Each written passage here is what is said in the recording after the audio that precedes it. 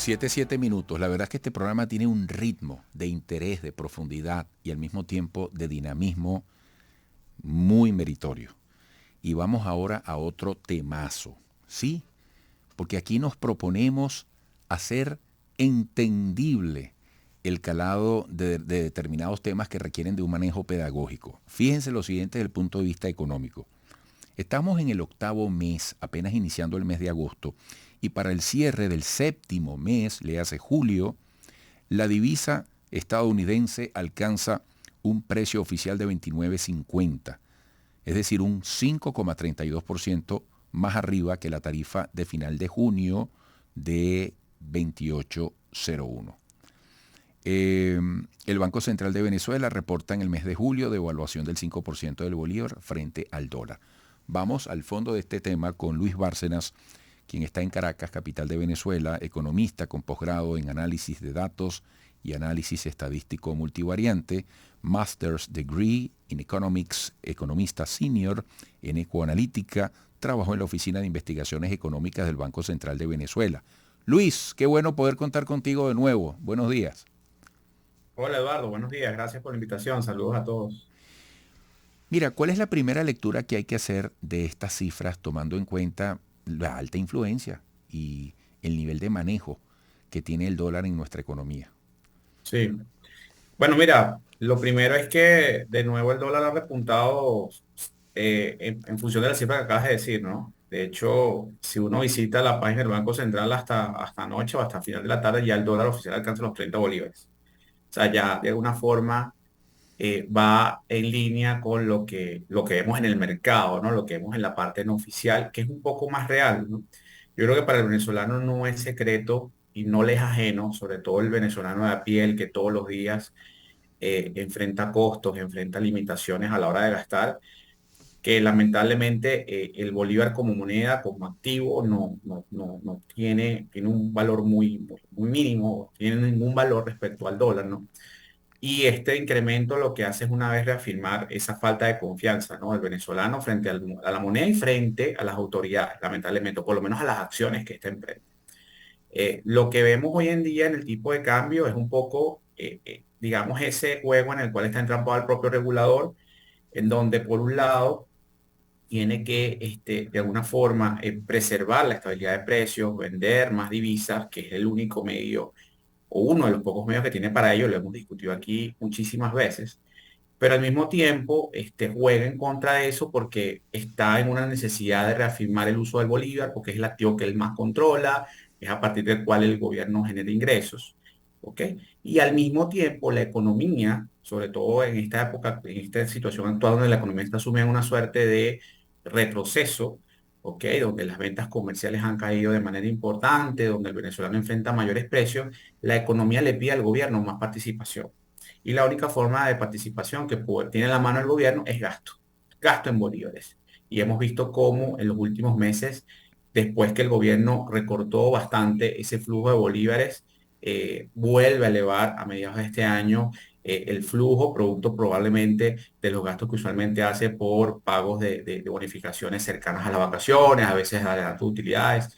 Entonces, en ese sentido, estamos en una combinación de, lamentablemente, una economía que le pide más al gobierno, un sector público que lo único que tiene para responder ante eso es gastar más en bolívares y que al mismo tiempo se contrapone con una dolarización, un poco lo que tú decías, que coayuda al venezolano, pero que no lo coayuda a él, ¿no? Y entonces, de alguna manera, nos forza, nos expone a mayores costos de la divisa, a una inflación en dólares que también, de alguna forma, si bien se ha mitigado, sigue siendo importante y que de alguna manera nos añade muchas más distorsiones. Yo creo que esto va a continuar, pero digamos hay que ver hasta qué punto el gobierno también tiene la capacidad de hacer que el tipo de cambio no suba tanto, porque hay que recordar que todo esto depende de lo que ocurre en materia petrolera. Y entonces en ese sentido hay que ser muy cautos a la hora de pensar hasta qué punto el gobierno puede mantener un tipo de cambio tan frenado como el que estamos viendo, por lo menos hasta hace par de meses. Luis, no te quiero sacar del foco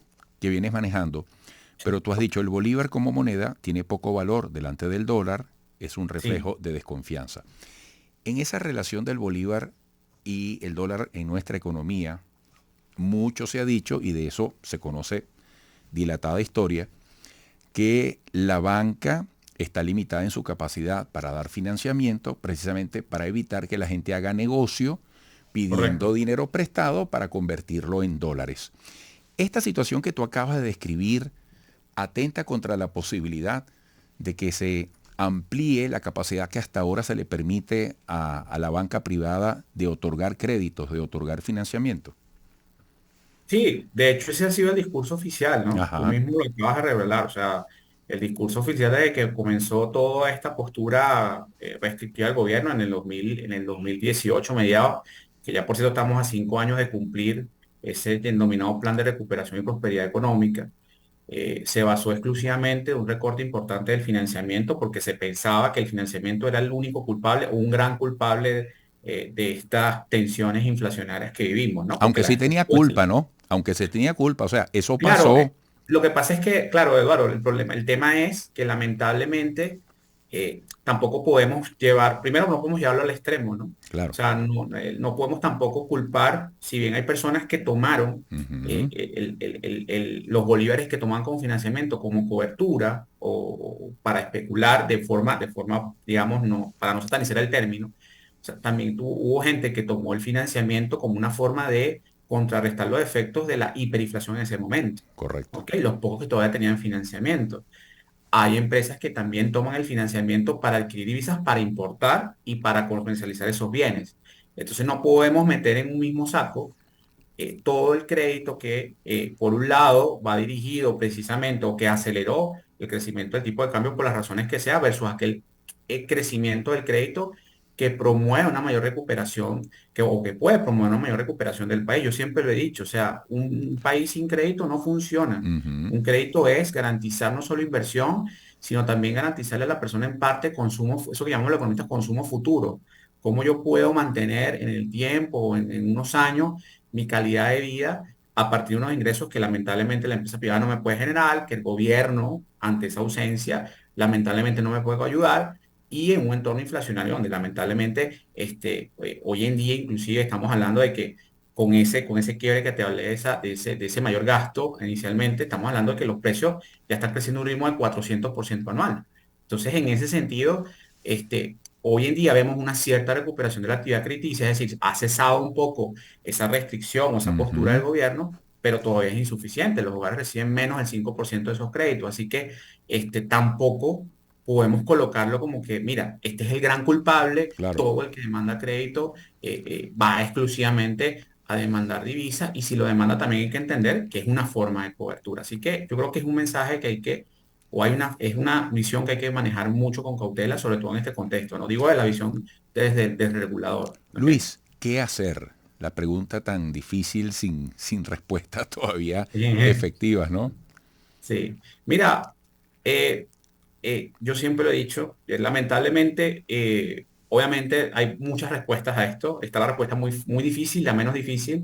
La muy difícil es que esto amerita un cambio institucional importantísimo. Creo que para todos es claro, ese cambio institucional pasa por muchas cosas, porque el cambio institucional le da poder al que está detrás de bastidores, al que regula en materia de, bueno, hacer que los venezolanos crean en ti. ¿Ok? Eso lamentablemente va a pasar mucho tiempo antes que eso ocurra. Pero la solución menos difícil es en este contexto, con esa debilidad institucional importante, lo que queda por hacer es tratar de no frenar esas actividades que han permitido que la economía se recupere. Y siempre lo hemos dicho, una economía que ha dependido en los últimos años en gran medida del sector privado y a que ha dependido también de una menor restricción a la circulación de divisas como forma no solo de hacer que los precios no crezcan de forma más agresiva y que la gente tenga acceso a bienes. Entonces, el primer rol es permitir que el sector privado opere con menos fricciones, evitar o poner más orden a los tributos, hablar de una eliminación o una reestructuración del IGTF que ha sido tan costoso para las empresas, Ujú. ¿ok?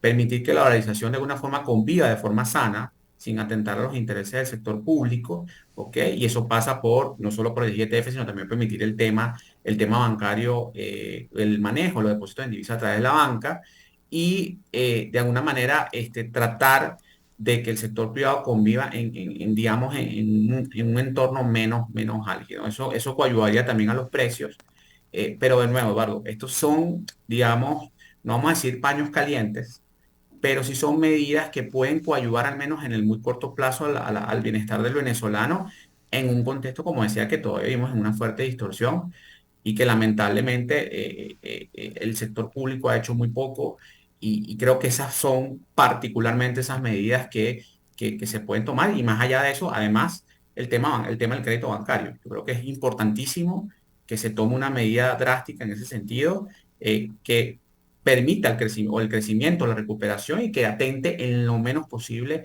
a el objetivo inflacionario que puede tener el gobierno hoy en día. Yo creo que eso es lo clave que hay que mencionar a la hora de qué hacer en este contexto. Luis, muchísimas gracias por tu aporte, por tus luces. Es importante contar contigo. Hasta pronto.